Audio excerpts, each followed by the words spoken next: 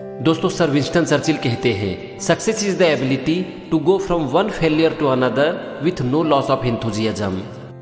उनका ये विचार हमें ये सिखाती है कि जब भी आप सफलता की तरफ अपना कदम बढ़ाओगे तो आपका सामना होगा फेलियर से और चुनौतियों से, लेकिन उस समय आप क्या डिसीजन लेते हो ये तय करेगी कि आप सफल होगे या फिर असफल। एक सफलता की राह में पता नहीं आपको कितने फेलियर का सामना करना पड़े। थॉमस एल्वा एडिसन ने जब बल्ब बनाने का काम शुरू किया तो वो 10,000 बार फेल हुए। KFC के फाउंडर कर्नल सैंडर की रेसिपी को 1009 बार रिजेक्ट किया गया, लेकिन इन लोगों ने हार नहीं मानी और पूरे उत्साह के साथ, पूरे जोश के साथ अपने काम में लगे रहे। और सर विंस्टन चर्चिल भी हमसे यही कह रहे हैं कि अगर लगातार फेलियर के बावजूद भी आप हार नहीं मानते हो तो आपको सफलता जरूर मिलती है। The price of greatness is responsibility. अगर आप जिंदगी में महान बनना चाहते हो ना, तो महानता की कीमत है, और इसकी कीमत क्या है? रिस्पॉन्सिबिलिटी। अपनी रिस्पॉन्सिबिलिटी अपने कंधों पर लो।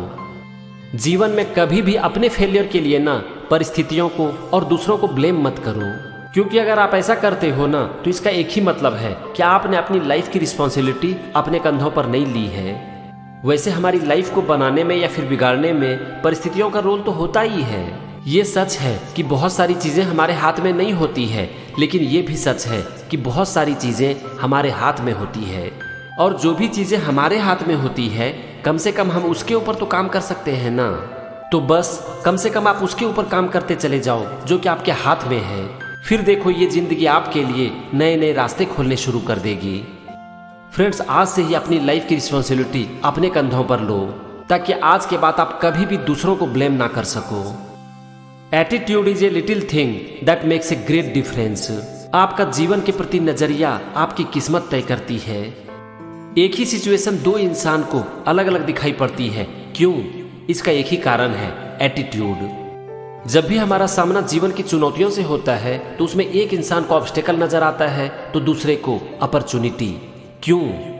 जब बारिश होती है तो एक इंसान को ट्रैफिक जाम नजर आता है तो दूसरे को हरियाली, ग्रीनरी। क्यों? इसका एक ही कारण है, एटीट्यूड, नजरिया, सिचुएशन के प्रति आपका रिस्पॉन्स। और ये तय करती है कि एक इंसान अपनी जिंदगी में कहां तक जाएगा। आप इस बात को याद रखो कि आपका एटीट्यूड आपकी जिंदगी में एक बहुत बड़ा डिफरेंस लेकर आएगी। और सबसे अच्छी बात है कि ये पूरी तरह से आपके हाथ में है। तो बस अगर आप चाहते हो कि आपकी लाइफ अच्छी हो तो सबसे पहले अपने एटीट्यूड को बदलो।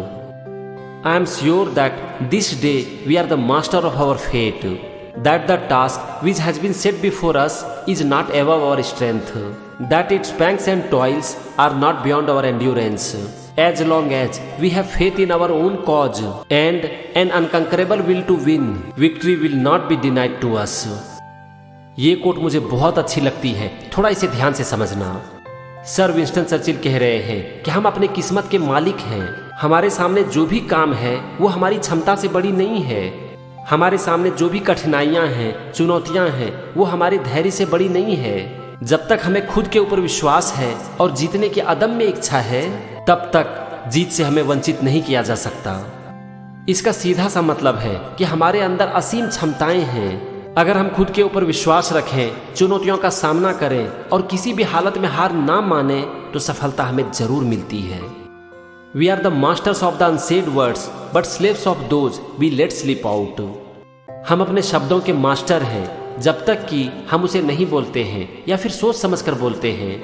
लेकिन एक बार अगर एक शब्द हमारे मुंह से निकल जाती है तब तो हम उसके गुलाम हो जाते हैं। आप देखो कि कभी कभी एक इंसान का एक शब्द एक बहुत बड़े झगड़े की वजह बन जाती है। एक शब्द एक रिलेशनशिप को पूरी तरह से तहस नहस कर देती है। इसीलिए जो भी बोलो सोच समझ कर बोलो। और इसका ना एक सिंपल सा रूल है कि कभी भी कुछ भी बोलने से पहले आप 5 सेकंड के लिए रुको। बस एक बार सोचो कि क्या ये बोलना जरूरी है। कहीं ऐसा तो नहीं है ना कि हम जो भी बोलने जा रहे हैं वो हमेशा के लिए हमें गुलाम बना दे। बस अगर आपने इस 5 सेकंड के रूल को फॉलो कर लिया ना, तो आप अपने वर्ड के मास्टर बन जाओगे।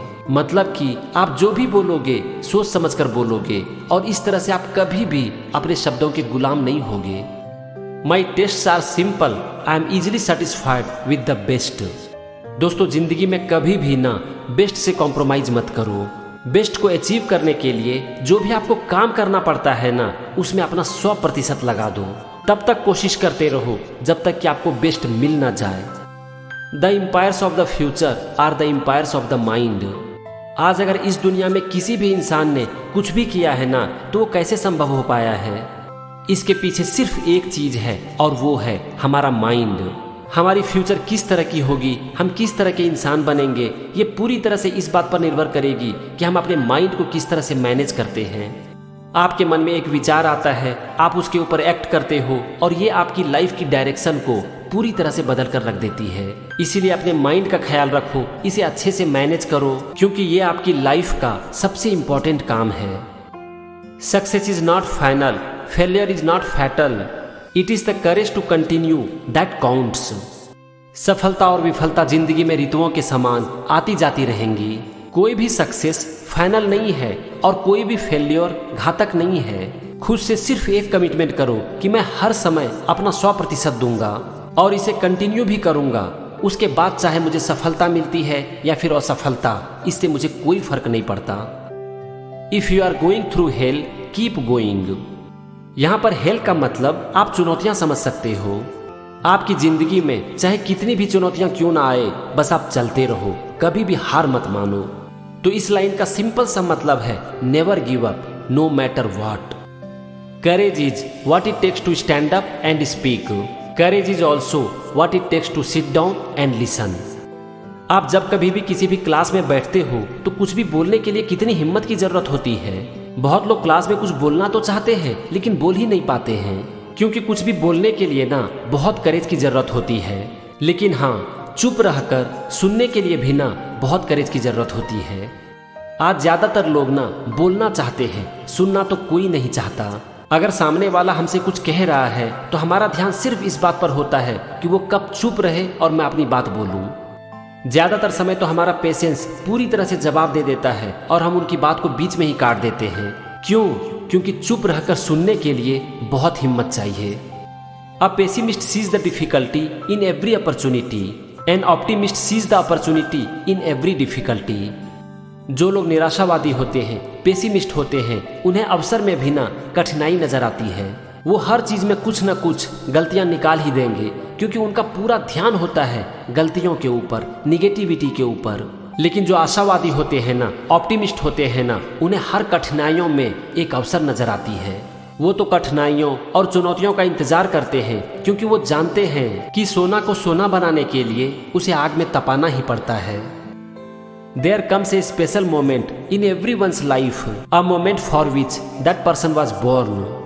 That special opportunity, when he seizes it, will fulfill his mission. A mission for which he is uniquely qualified. In that moment, he finds his greatness.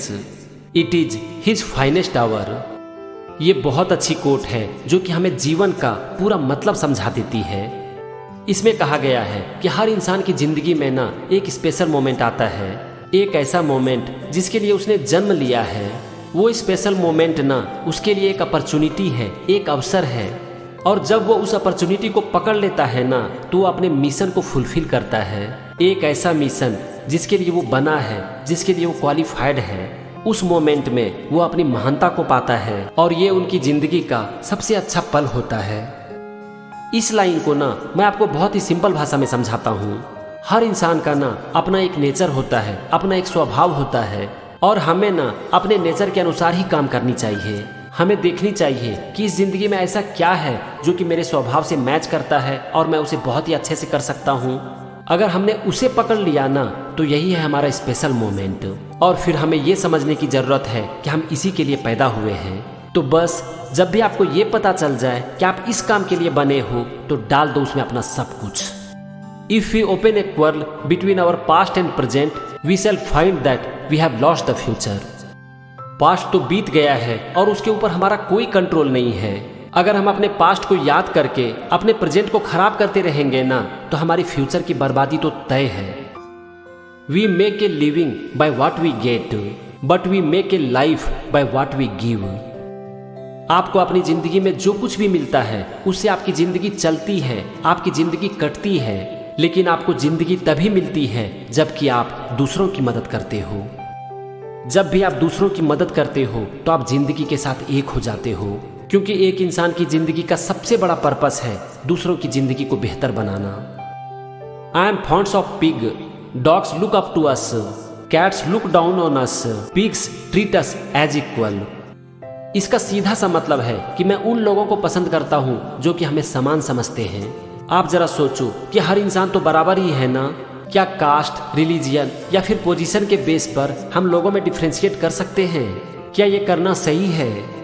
हर इंसान यूनिक है, हर इंसान अलग है, लेकिन यूनिक और अलग होते हुए भी हर इंसान एक समान है। बस अगर हम इसे समझ लिए ना तो हमें कभी भी किसी भी इंसान के साथ प्रॉब्लम हो ही नहीं सकती। Let our advance worrying become our advance thinking and planning.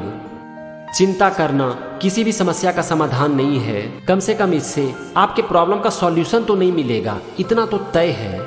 लेकिन हाँ, अगर आपकी सोच सही है, आप सही से प्लान करते हो और उसके ऊपर एक्शन लेते हो तो कम से कम चांस है कि आप अपने प्रॉब्लम का सॉल्यूशन निकाल सको। इसीलिए जब भी कभी भी आप चिंतित होते हो ना तो सिर्फ एक ही बात सोचो कि इससे मेरे प्रॉब्लम का सॉल्यूशन तो नहीं मिलेगा, इतना तो तय है। और फिर अपना पूरा का पूरा ध्यान लगा दो थिंकिंग और प्लानिंग में।